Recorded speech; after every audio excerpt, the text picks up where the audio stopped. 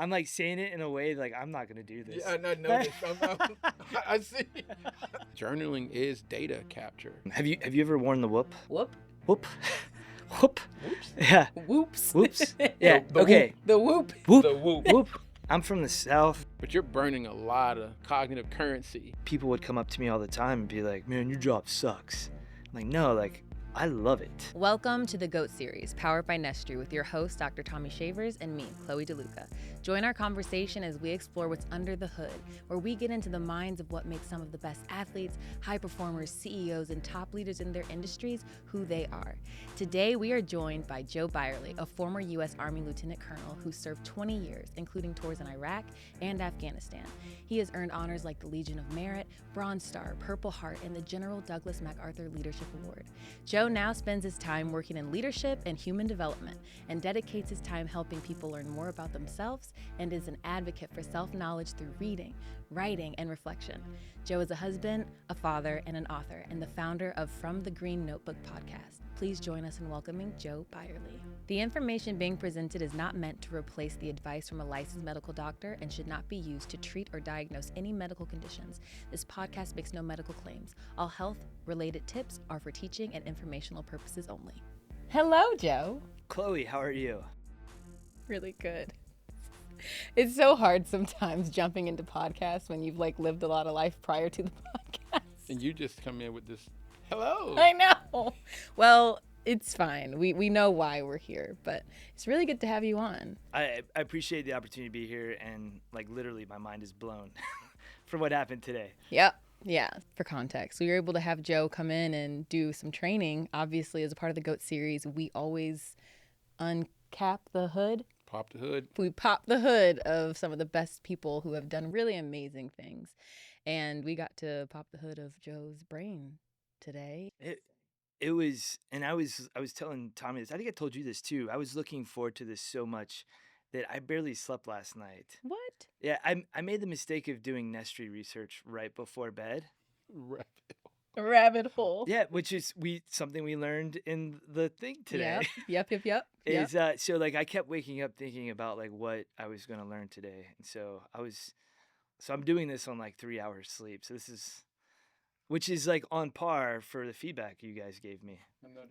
Yeah, we'll get to talk a little bit about that. Yeah. And you'll find out that the sleep that you get tonight will probably be, it's after training. Oh yeah, you get a little.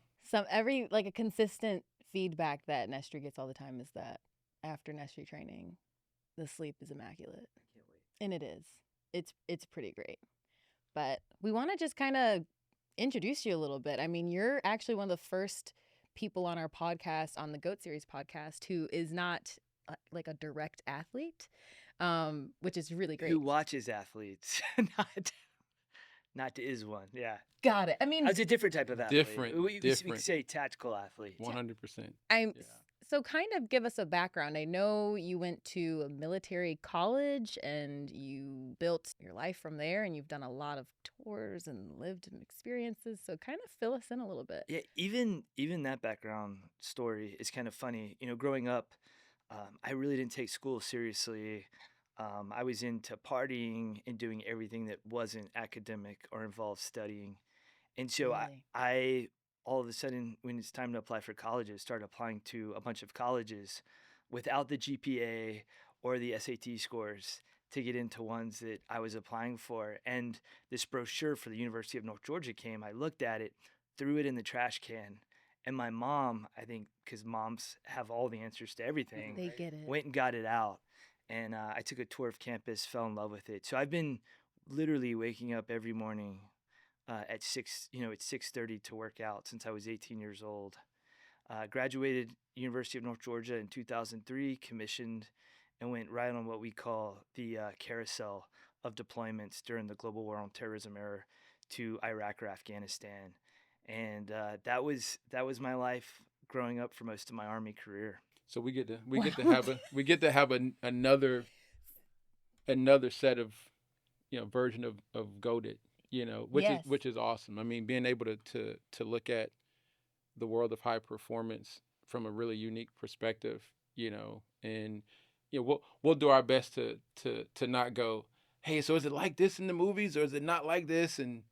But for you to be able to give us an idea of like, one, the uniqueness around being, a high performer in these really high stakes critical mission environments, right? And what's life like in that way. And so, the part I'm curious about, to kind of jump in, because I'm always curious about popping the hood and getting to the data. I'm not gonna go straight to the data. I know. I was like, please You're not don't gonna. ask so I many know. questions. I know. Okay. I know. I know. Got it. But I just wanted to, I mean, you were just talking about how you were up just thinking about, this experience. Give us your snapshot of what you Oh, of the experienced. NESTRE Yeah, of experience. your Yeah, NESTRE the part I didn't like was where you were gasping as stuff was popping up on the screen. No, I'm joking. That did not As he not broke the happen. cap. That Oh. was Chloe. The Thank you. Thank you. The shade. Thank you. yeah, that it was really interesting. I think for me, because what I was curious about is, this is something that we talked about, is it's like, I would imagine for athletes, it's the difference between, practicing all the time and then playing on Sunday afternoon or Monday night, or, running in an Olympics.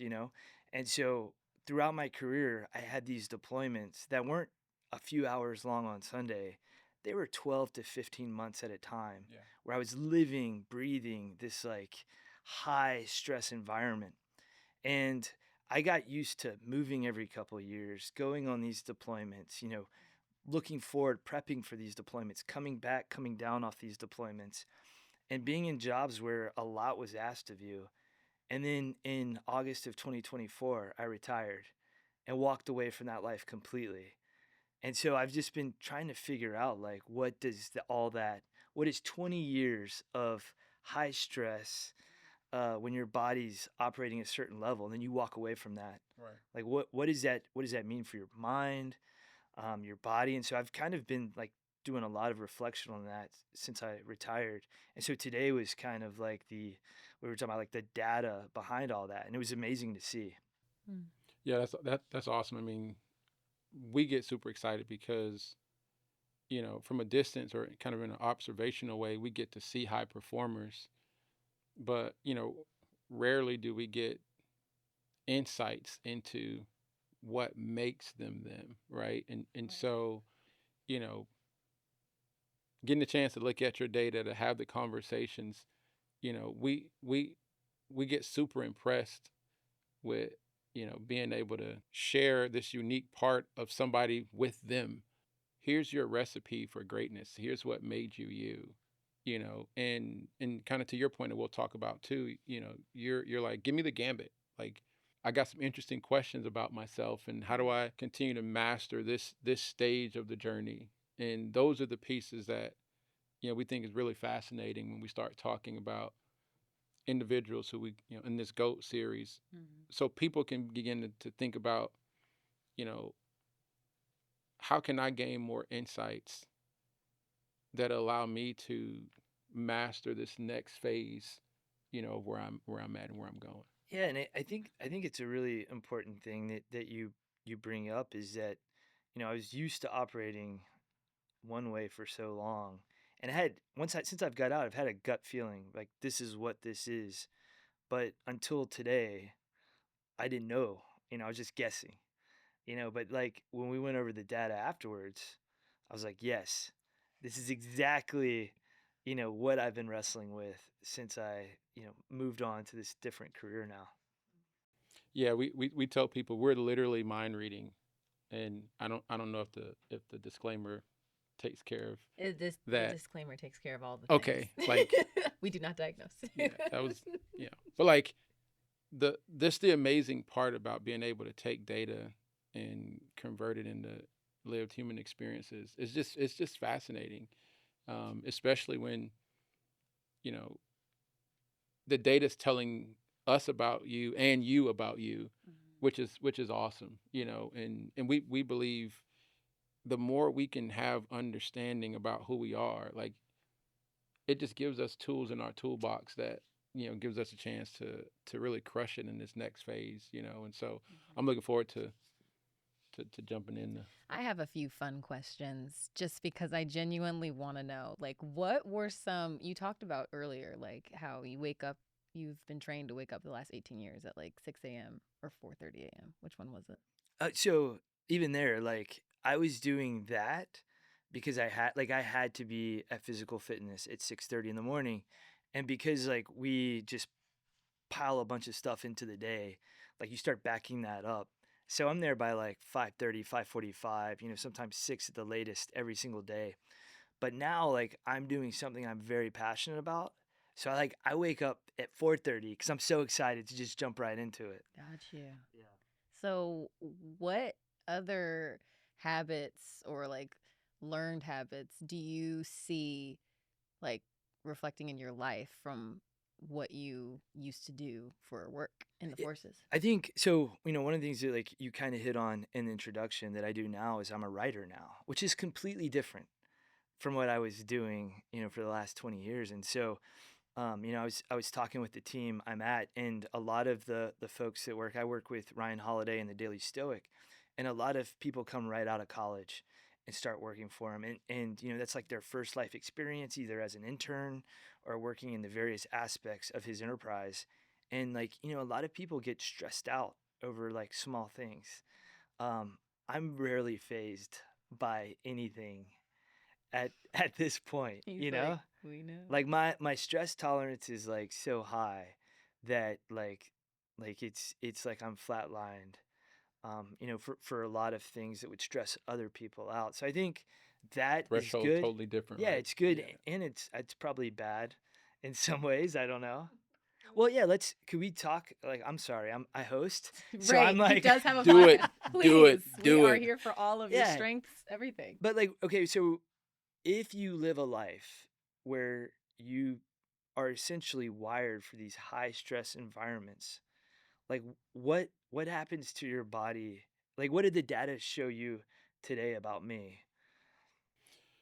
Yeah. And so thanks for allowing me to just circumvent. He did it. I had some real He did it. questions. I'm sorry, did it. Chloe. We'll go back to He you. did I'll it. shut up after We'll be this. back, Chloe. Yeah. We'll be Wow. back right after I'm these. sorry, this- Chloe. I'm right here. No.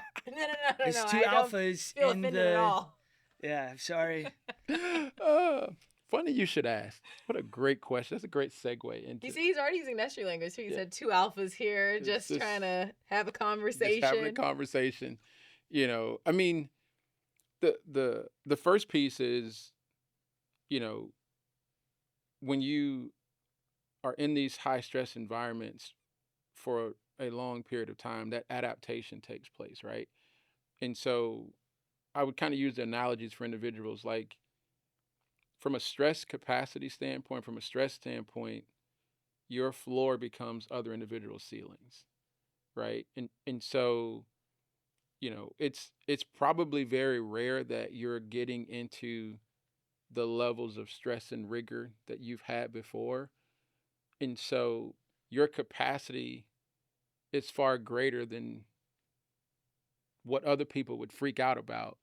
Yours hadn't reached freak out level. And so you get this, kind of this flat, like I'm locked in, is because you've built resiliency at such a higher level that allows you to get into the everyday stressors and be fine. And it's interesting because like one of your top performing areas under high rigor and high demand is literally logical processing, which is one of the things that goes out the window for most people when they're under high stress, right? And so think about the value in that.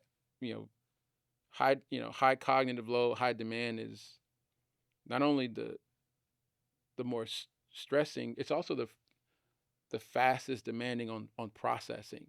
And so you have this ability in real time and high stress to still be anchored in logic and reason. On top of that, mood regulation, like in high stress, you enjoy high stress dynamics. And so it's one thing to be it's one thing to be in high stress. It's another thing to enjoy it and how you process it. Does that make sense? It does. And I have a story to share, and then I'll shut up, Chloe, and then whatever question you want to ask. Yeah. So we're talking about that. We finally retire, moving into this house. And last fall, we put in like one of those like prefabbed 8x12 wooden sheds. All right, I've moved around every 2 to 3 years for the last 20 years of my life. Nothing has been permanent, like, other than the house we were living in. Sometimes it was rented, sometimes it was given to me by the government. And when we put that shed in, that stressed me out because that represented permanence. Yeah. And like that world that I had been living in was over. And so, like, stuff like a shed in the backyard stressed me out. So we talked about this. He said bunch of two alphas, right? Yep. And so Great. and so too, like what's really interesting when people talk about stress, what they don't talk about is individuals process stressors differently. And if it's counter to your cognitive preferences or how you prefer to experience the world, it's typically going to show up as a load or a stressor. Based off of your profile, you're a high alpha. I think it's 68, percent alpha, which means your brain prefers high novelty, high complex, new changing dynamics and environments. You put stable routine onto it, it's going to create a stressor. Mm. And so, you know, for what other individuals would consider high stress situation, and you're like, I'm good. And then you put a shed in the back, which should typically indicate like, oh, security, peace. Like you're like, what is Danger. this? Danger. What did I do? Yeah. But that's being able to understand that, right? And you're like, most people are like, you just accomplished something. You're like, why do I feel like it's time to run? Yeah. Totally. And it's because of your wiring and how you prefer to experience the world. I was similar. I was when I went into college. My wife and I, we were both in business degrees first, and this is before creating NESTRE. And I didn't know the profile and all of that stuff, but I knew it intuitively. And so we're both in this business track, and we get into accounting class, and I'm sitting in this accounting class. I've read this story before. And I'm like, what is this? And it's just a bunch of doing the same thing over and over. And all I could visualize was me being in an office with a bunch of papers on my desk. And it ended up with me jumping out of the window. Like, I got to get out of here. And every day I got in that class, I had that same thought, literally, like, I can't do this. I got to, and I remember just looking to my wife at one point and I was like, I got to get out of here. And literally stopped going into class. Oh. Changed majors immediately. And I was like, what is the most non-routine thing that I could go to? And it was like, oh, communication, that's people. People are novel. I'm going all the way over. And it literally was because the routine terrified me. It was just like, there's no way, it seemed like the everyday of work was like, there's no way I could do this. And so that shed represented it sounded some alarms for you. And so that's hilarious, but it's absolutely accurate. I don't know if this question is all the way formulated. Society tries to put our brains into a SAT. I mean, what is it? ACT and SAT. Jeez, yeah. I have not been in school in so long. ACT and SAT, like standardized testing type of, structure. And for the ones like you who are like, oh, absolutely not. Like, I feel like I'm burning from the inside out. Yeah. Is it something that we need to change, like to adjust to that type of standardized, or is it something that the world kind of needs to start to recognize the best way to pull the best out of a human is to recognize their strengths and weaknesses based off of their wiring? Like, what do you guys think is the solution and how should we be looking at it? Yeah, I think that's a great question. And there's a story that's been told, like, since the time we started telling stories. And I don't know if you're familiar with this, but there's a professor named Joseph Campbell, and he came up with this theory called the hero's journey. and he looked at stories across epochs, across times, looked at all the literature, looked at all the religions, and it's the same story over and over and over again. And essentially, a person starts out stuck. They start out thinking that they're, normal just like everybody else, and then they get a calling. And a lot of times in these stories, uh, that calling, it goes unheeded at first, and then eventually either they get pushed across this threshold into this crazy world by somebody else, or they heed the calling themselves and go on, and they go on this crazy journey, and on the course of the journey they discover the one thing they needed, and it was inside of them all along. It was their gift. And then when they come out of the crazy world, they go back to their community unrecognizable, but they bring this gift with them. And again, the story's been told time and time again. It's in the Odyssey by Homer, it's in the Iliad, it's in the movies that we watch, the X-Men series, the Marvel series. It's the plot to the Matrix, the plot to Star Wars. It's why those movies are blockbuster movies, because that story resonates with us. And I think like what I experienced today was, you guys looking under the hood and helping me see my gift, the thing that I bring that's unique to me, that's different from yours and different from yours. So yes, I think that when we try to put people in a box, that they end up suffering because of it. Yeah, and I mean, no question. I mean, one, I'm thinking if I need to rewrite my story or if it's automatically going to be a blockbuster because literally the same. I was like, he's talking about me. Oh gosh. Like, yes. Like I empathize. That's yes, me. yes, that's what happened. Yes, he knows the story, and so either I need to change it or I need to just leave it alone. That means it's going to be a blockbuster. Like, but now I'm thinking like, man, isn't that all? Isn't that everyone's story to some degree of like the journey of discovery of self, you know what I mean? And I think realistically, we were talking about this before. I think the thing we should know the most, I think we know the least, and that's how humans actually work. And wouldn't it be awesome to create a world that had the human in mind? What would that look like? But what does that look like? Well, I don't think. I mean, if you pop my brain, there's a lot in there. I don't know. That's a That's a different episode. Be careful. Be careful. That's a. What does that look like? Considering, because you would think that the infrastructure we live in is considering the human in mind. But I was thinking like about like the results I got today, right? Like my friend Stephen Pressfield, he's another author, wrote The Legend of Bagger Vance, The War of Art, Gates of Fire, like some of my favorite books. Steve says that we each have a river inside of us that we've got to tap into and go with the flow. And if we don't, we end up damming it up. Yeah.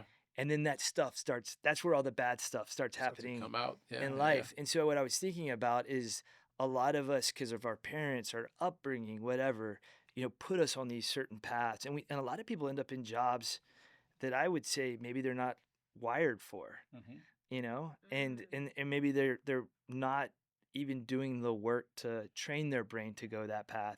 And so it comes out in frustration, absolutely, stress, anxiety, all these things. And so even today, I could see where in my new phase of life, areas I need to work on so I don't end up, the like river shooting out sideways or whatever. Yeah, 100%. I mean, like if you think about, like having that canvas that you get to, like, what if,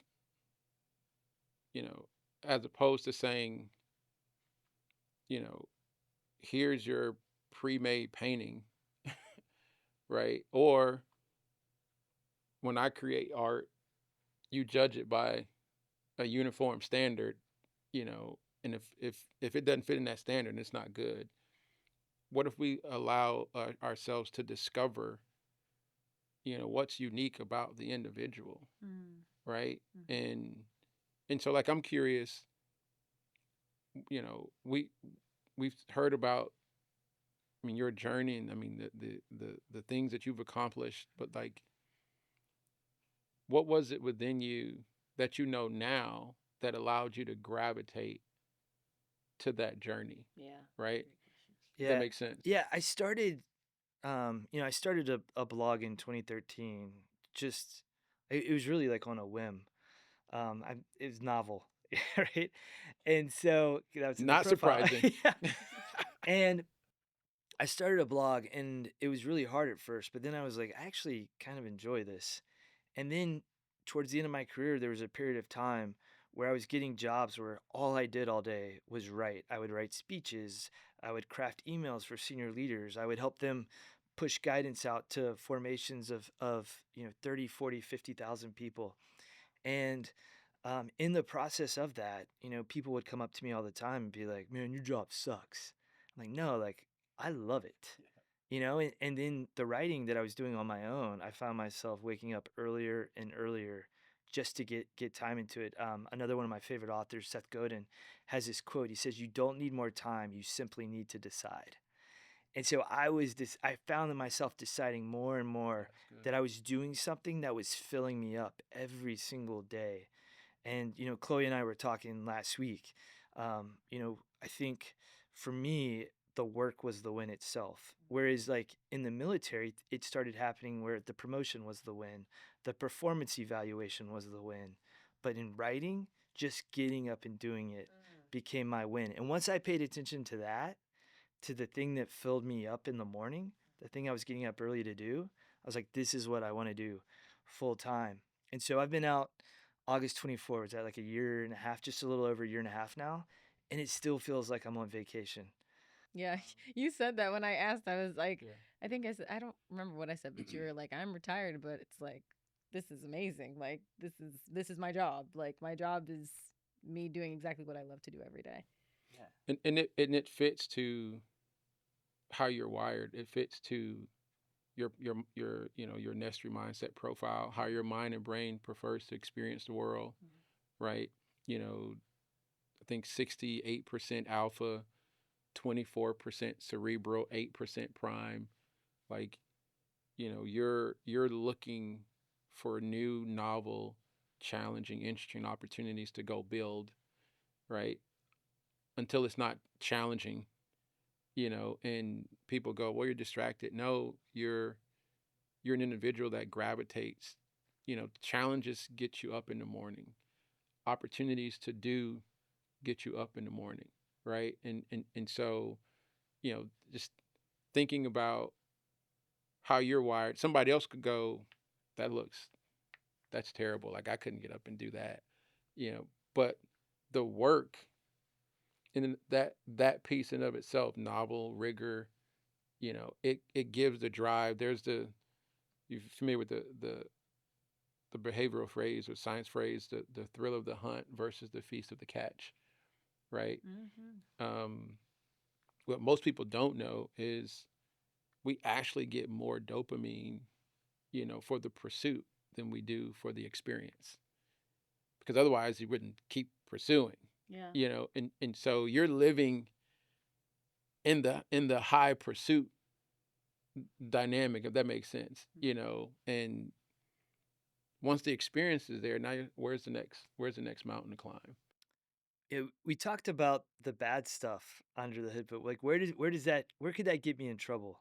Is I'm like, now that you've seen all my data. Well, this goes kind of to Chloe's question, like, should we create a world? And it's like, I think so. I would hope so, but we don't know.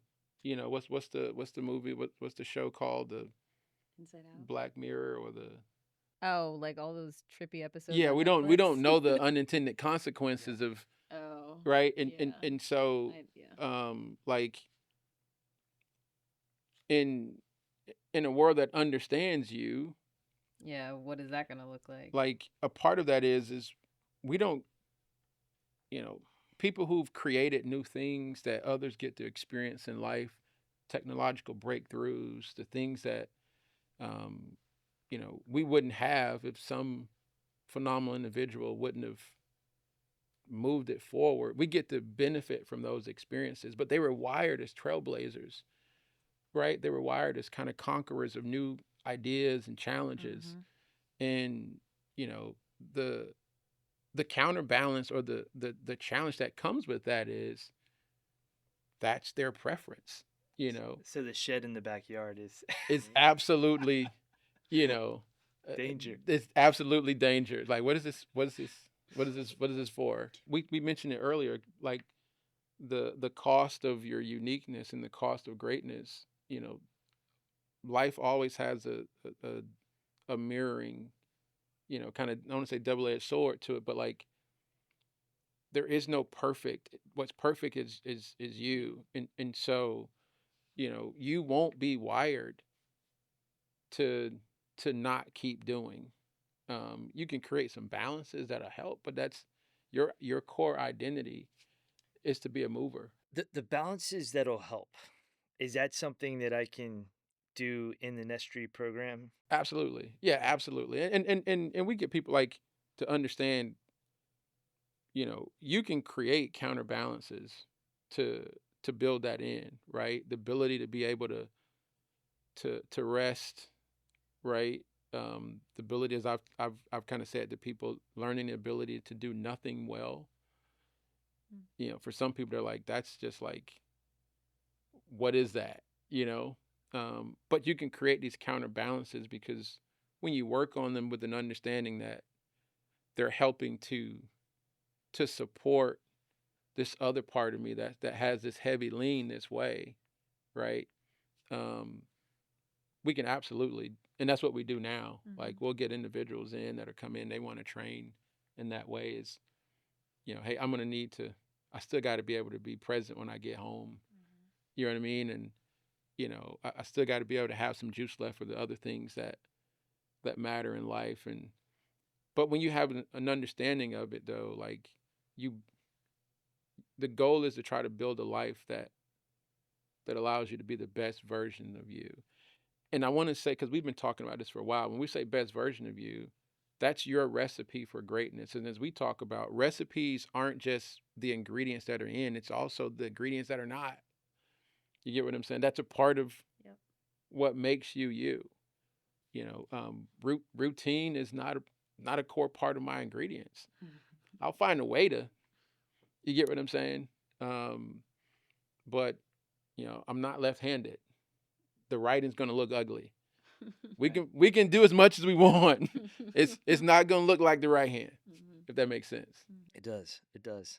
I think it's time to jump into these insights. That's what I think. You ready? Because we're towing the line. I'm like, I've been doing it the it's whole time to time, do so the- yeah, like been doing it. I'm gonna shut up and quit asking questions. That's what I would do. Facts. But I mean, But that's good though. This is what it's for. It's so important to share these real time, like, how does this apply to me? How can I use this training to better my understanding of self? How can I use this training to create my recipe for success?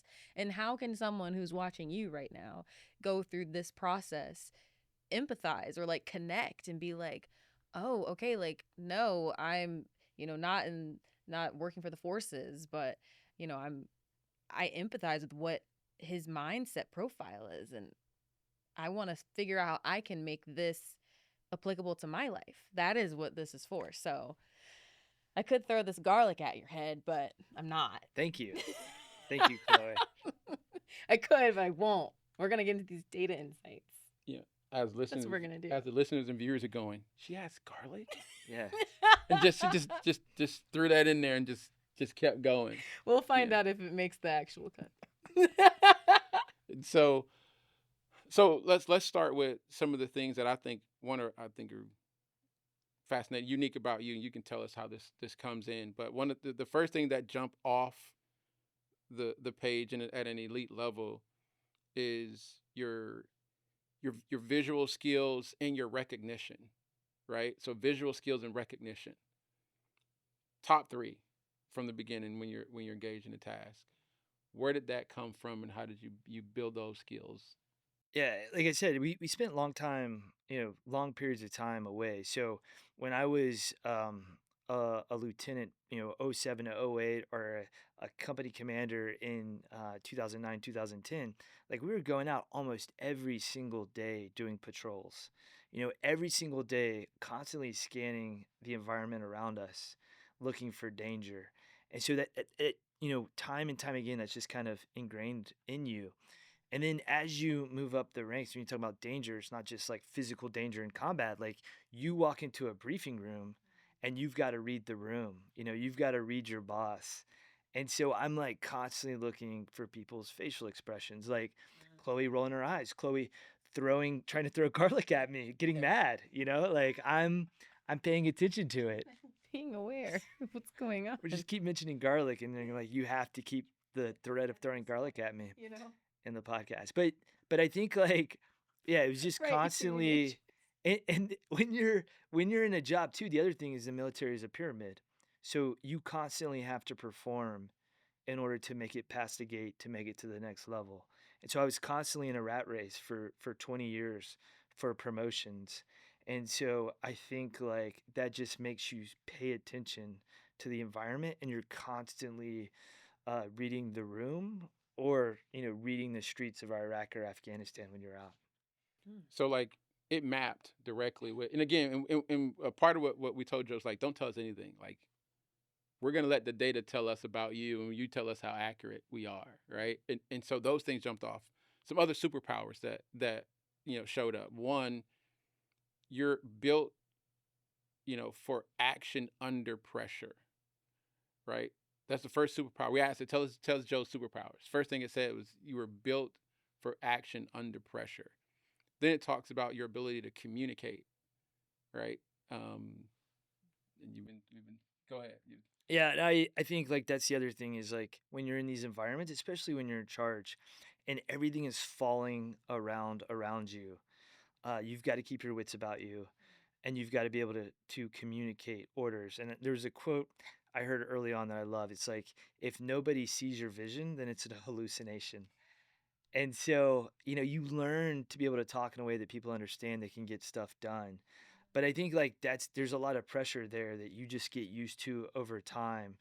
And I've been in like horrible situations where, bad things were happening to people around me, and people were looking at me. How was I going to react to Right. it? Was I going to fall apart?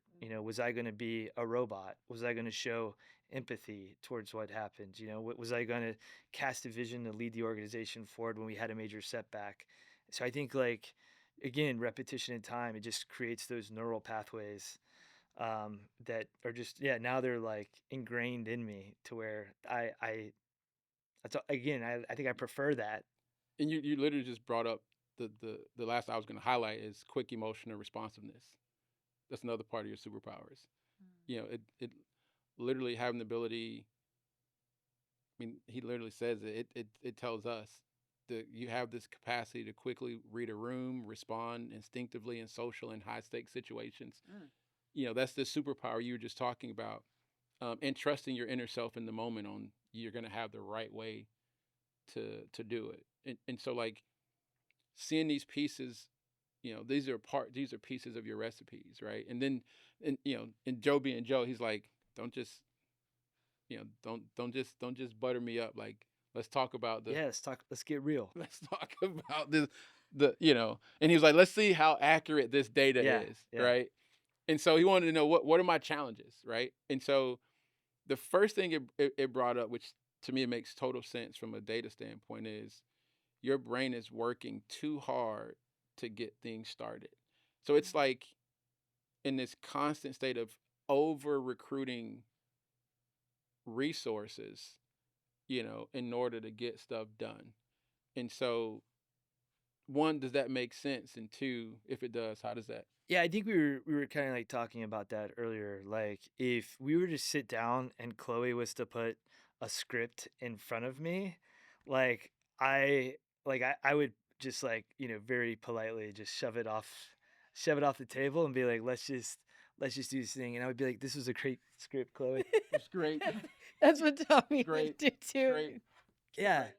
But I like to create stuff out of nothing. I like to kind of create things. And so I'm constantly looking, even if there's directions. Like I can't tell you how many pieces of IKEA furniture I have screwed up over the years. You're not going directions. It's not even happening. Yeah. They could have just left them out of the.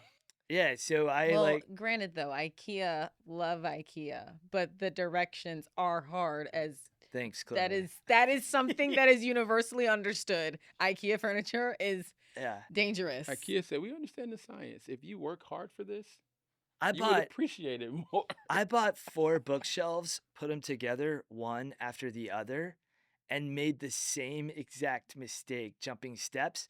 But the best thing about IKEA furniture is you don't realize it till you're like 10 steps into it. Now And so you're now all you're in. like disassembling You're furniture all to in. put You it got. back. Yeah. The best thing. So yeah, so I think like I'm constantly trying to create something like I don't even think about the directions. I'm like, let me just figure it out. Mm. And I think I would imagine that's why.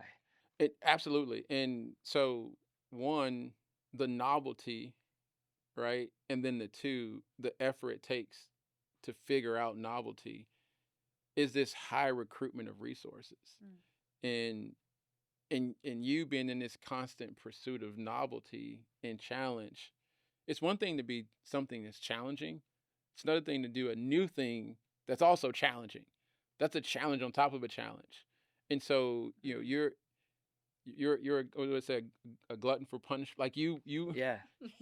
you're like Yes. make it hard, and your brain is like, we only got so much of a budget, and so a part of what happens with that is, Oh yeah, talk about it a little bit.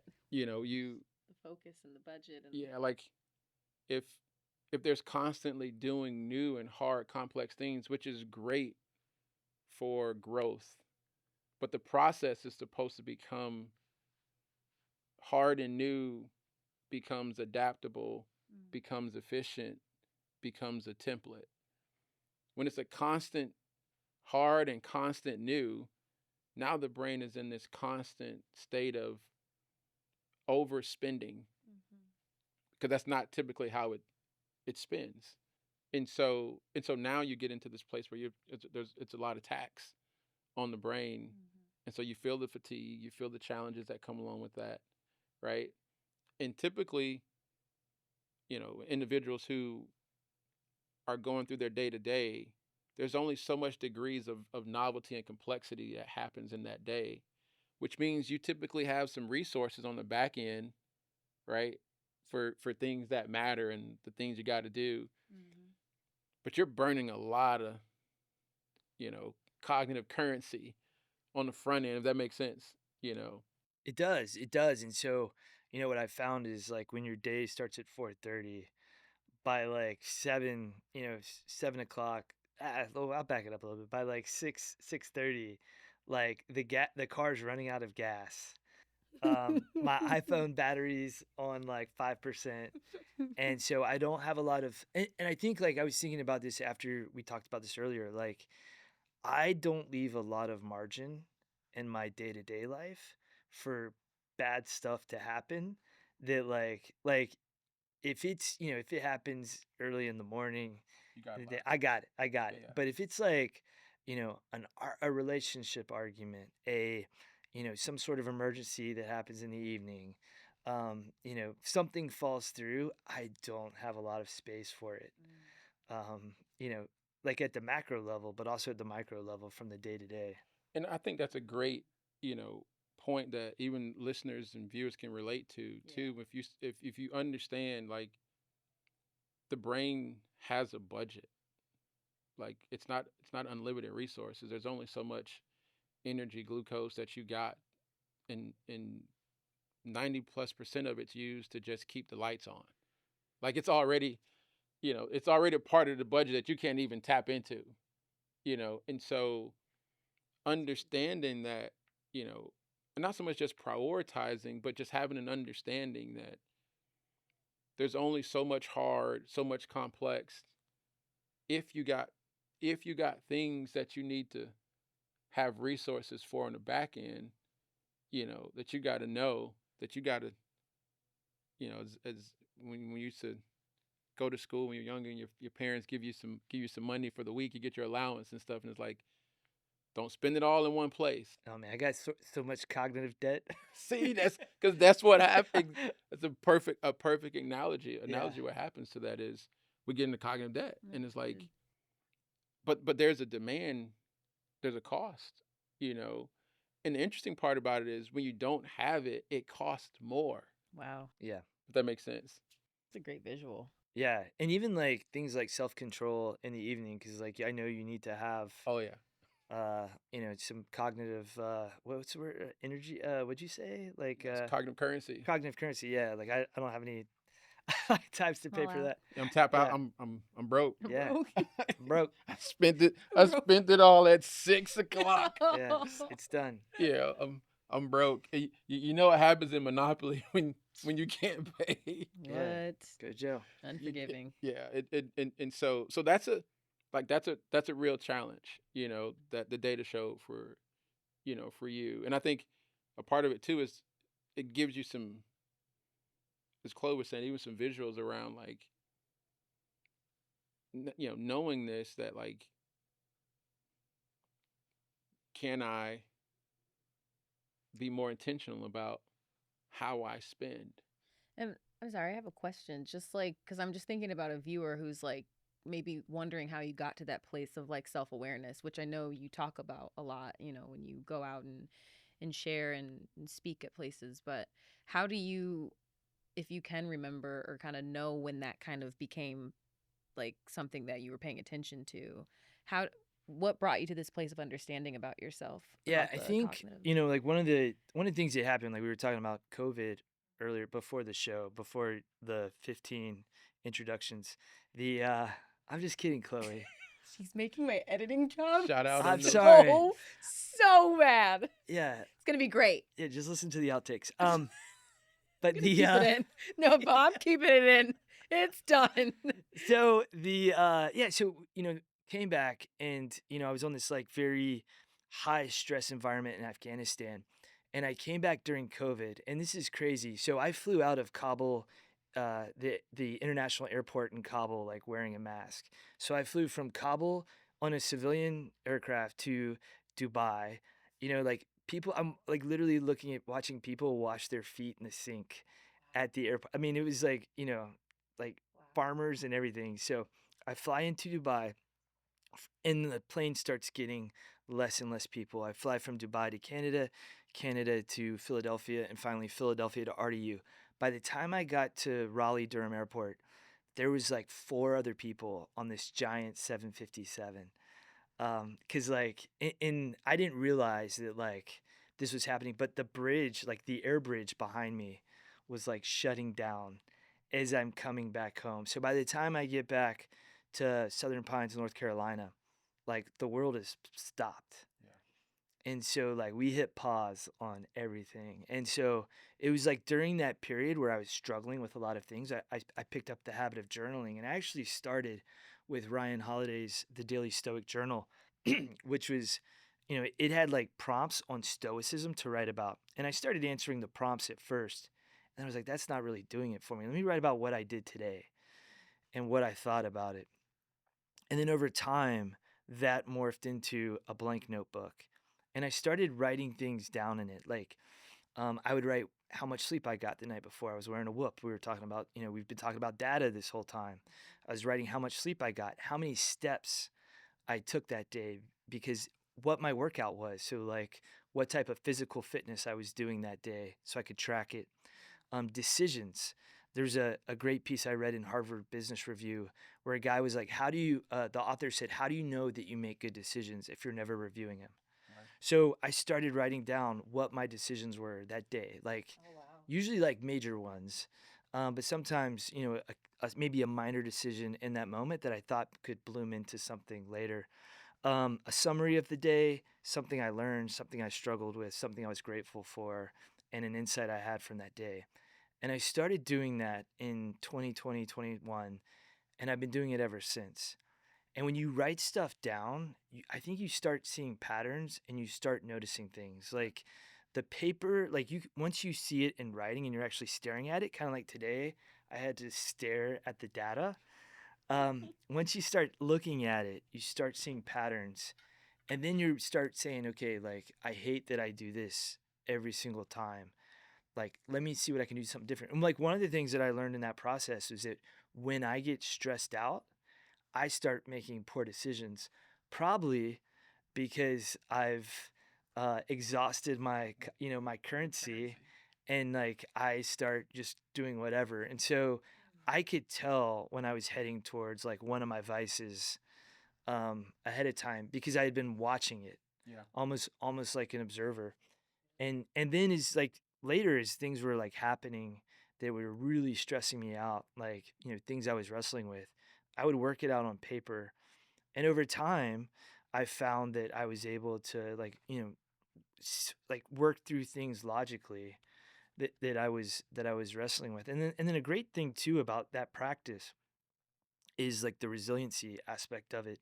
Like I remember in 2023, it was like August 1st, like we lost a great leader in a terrible tragedy over in Germany, completely unexpected, a tragic accident.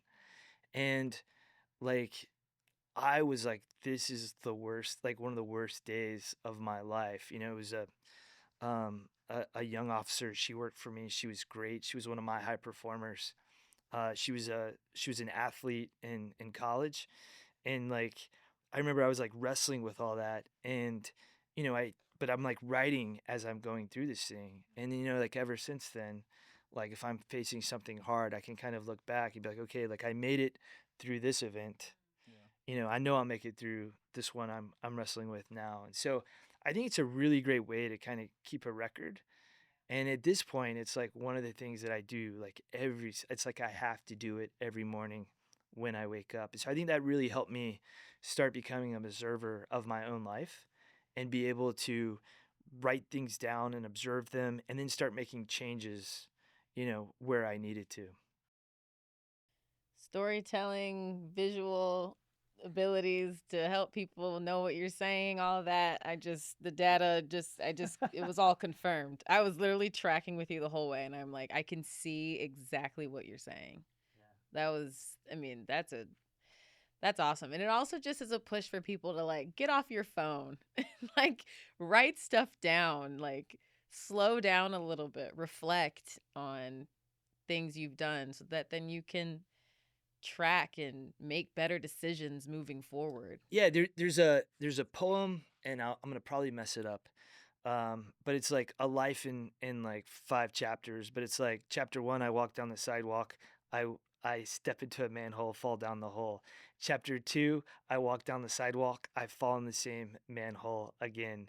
Chapter three, I walk around the manhole, and then chapter four, I take a completely different street. And so it's like I think like the name of the poem is like an autobiography in 4 chapters. And like I think journaling, like I had like this like personal crisis in 2024 after I got out. And then all of a sudden, like in the last several months, I like saw the trappings of it happening again. And I ended up like being able to like, navigate a little bit differently because again, journaling, observing, and making changes, which I think, like I've been doing this for years, but now I have the data Yeah. of how my brain is wired to I guess like make even better corrections, and actually start a training program through NESTRE to start working on those things that I need to. Yeah, I think that's a phenomenal correlation too, in making that connection because self-awareness or awareness, being able to bring what's internal and making it external so you can see it, it's huge. You know what I mean?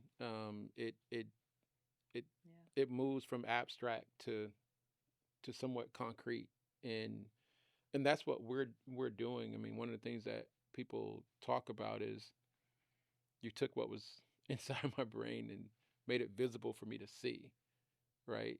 Um, Journaling is data capture, like it's data, Mm. you know, um, and so a lot of these practices that we do, um, often we don't just know the mechanisms of effectiveness and impact, but we know they work. We know they're really good, and and what you've been doing creates tremendous self awareness. And that's a core part of what we're like.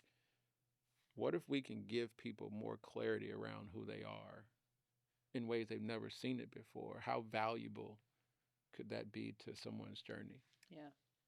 Yeah, I think, and it's like working out too, like you can't do a couple workouts and all of a sudden be physically fit And I don't think you can journal a couple times and all of a sudden start developing these insights. Just like I would imagine, if I had the Nestre app and I'm doing the training program and I just do it 1 month or 2 months and all of a sudden I'm like, well, I don't see any results.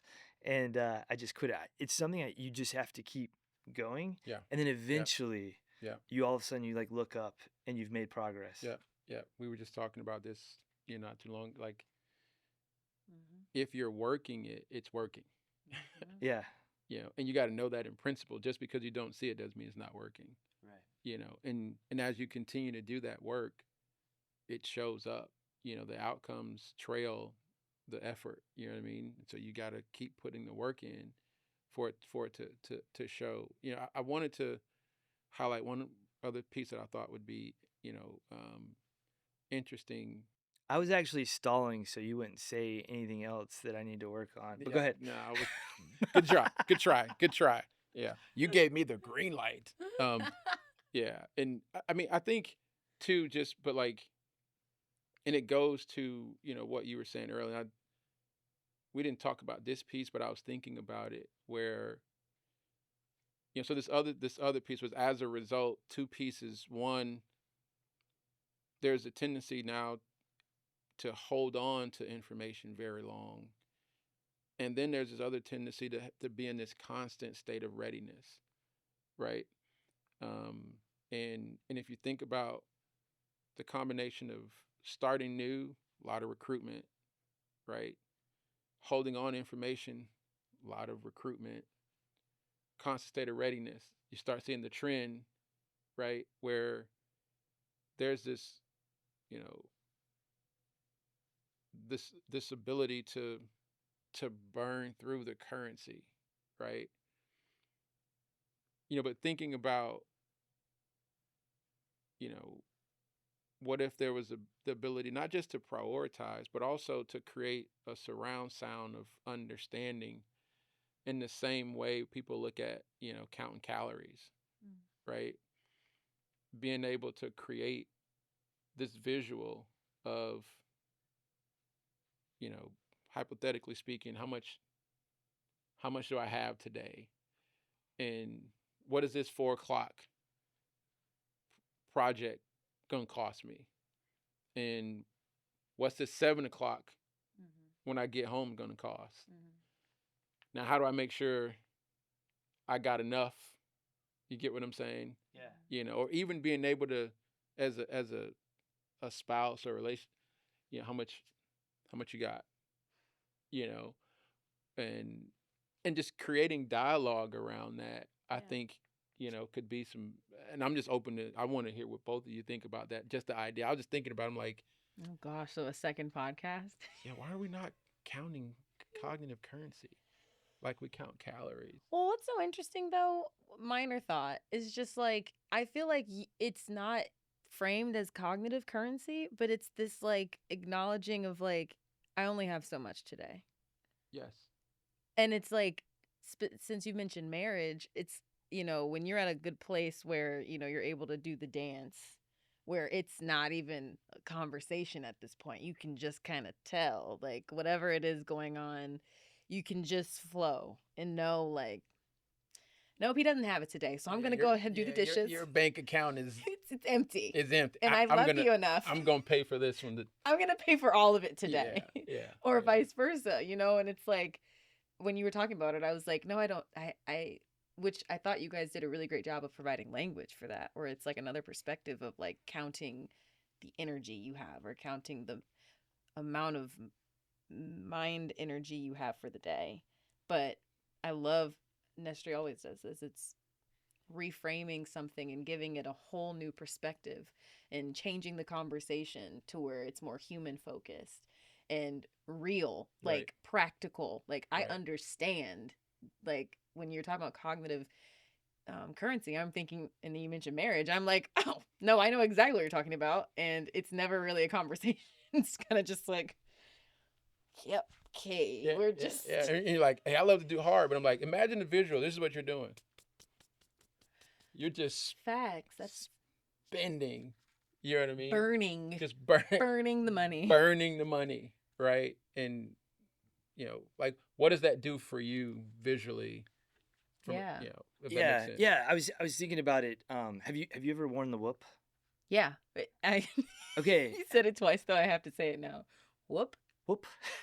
Whoop. Whoops. Yeah. Whoops. Whoops. Yeah. The Okay. The whoop. Whoop. The whoop. Whoop. I'm from the South. We can, yeah. He said Anyways. he ever worn the whoops. Yeah. Have you ever worn the whoops? Yeah. Anyways. All right, have you ever worn it? And Yes. I'm just gonna say it. And have you ever worn it after a night of drinking? I don't know if you Yes. drink. Okay. Yes.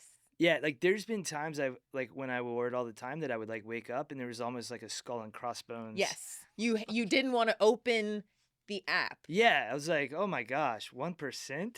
How did I get Sleep that? Yeah. Garbage. Yeah. Yes. And like I knew going into that day that anything I tried to do was just going to be a wash. Like I knew like I would not start heavy conversations.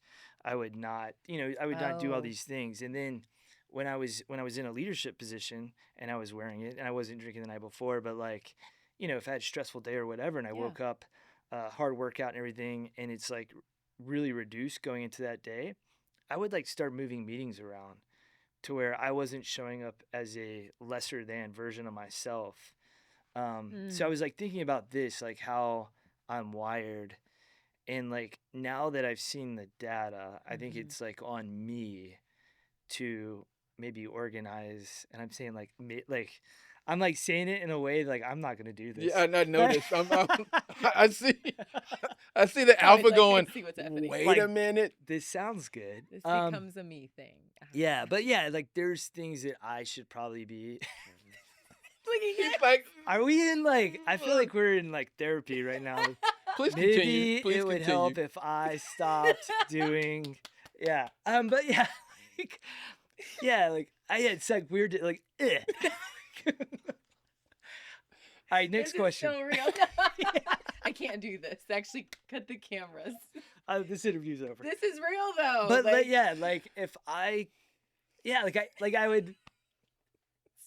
Yeah, I can't even do find it. it. You I can can't find do it. I'll have to do the NESTRE training and then This come back and I can Go say back it. and finish the sentence. Yeah, but do things to where I'm not constantly spinning my wheels. And then Good job. thank you very much. This was a great episode of the G.O.A.T series. That was great. I'm You done. found it. You found it and finished it. Ah, Oh, this He's like, is- maybe I could. I can't breathe. Oh, I'm just laughing the but whole it's time. crazy like how uncomfortable that was for me to even say. And I'm like not even joking about it. Like I'm like I'm not gonna. I need to, but like And I'm not wired that way. That's the challenge, But the thing you are wired for is challenges, Mm, and Come so on. you reframe it for yeah. that's the challenge. That's the Wow. new Mount Everest. That's the challenge. Wow, that was a great reframe, Tom. Can you actually do it? And so that's the next thing to conquer. Yeah. But and the data's giving you that opportunity, and I think those are the nuances that like if we understand how we're wired, we can leverage it. Right. I see. Okay. You see what I'm saying? Yeah. To be intentional about how we move, and so being able to see this is the next novel new thing because now you're learning some pieces around it, and now you can go see, can I really push myself, in this way? Can I, and starting with what does my cognitive budget just look like? I'm curious. Create curiosity around it, right? Which and, you naturally have, just based off And- of our conversations. and then you start thinking about the work you do and the impact you have, and how awesome would it be for individuals to be able to understand, from some, like there's a cost to high performance, and have we quantified it to where, because most of us still want to go home at night and love our significant others, be present for our children, while we wore the capes. You get what I'm saying? And I would have this saying before that, as long as we're still here, tomorrow always comes. like you still got to have currency for tomorrow. Yeah. You know what I mean? And and tomorrow isn't going to care about what you spent yesterday. It's still going to cost. Yeah, there was a interview I did just recently with Dr. Guy Winch, and he talks about this concept of being friendly with like the three selves, like the past you, the current you, the present you, and the future you. And he's like, often we end up screwing the future version of ourselves over by kicking the can down the road or pushing ourselves too hard today because the future Dr. Shavers is going to have to deal with that. Yeah. You know? And so I think like that's kind of like part of it too, is to like treat the future version ourselves a little bit kinder by like paying a little bit more and I'm like talking this, I'm like, I'm not going to do this. So I'm hoping You're the totally NESTRE, I'm hoping the NESTRE training like helps me even as I'm saying this. But yeah, like I should probably be kinder to like a future version of myself instead of continuing to sign myself up for more and more things. Just because again, like that's my operating system. Well, it's the next level of greatness and better for you. Yeah. That's the next level. You know what I mean? And not just for you, but I mean your family. Yeah, for everybody around me. Seriously.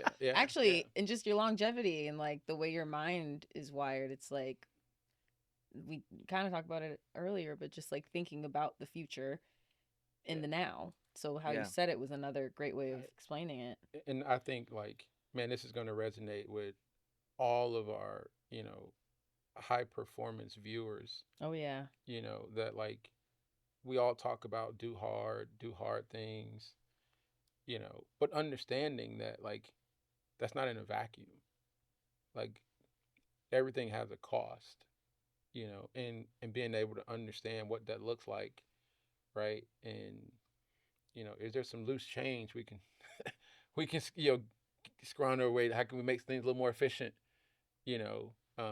Because there's and if life demands it at a high level, you're gonna burn it at a high level.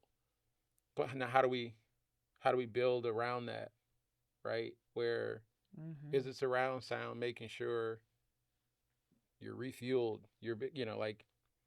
My wife knows when I'm locked in. Like I'll go days. I grow ungroomed. Because I don't got currency for that. Like it's all the resources are just going at tackling hard. I just think it's a really good conversation around like finding that optimal, especially when you're wired for high production and when the world is calling for it at the same time. How do we make sure we build it to where we have it for the moments that matter? This conversation is really fun.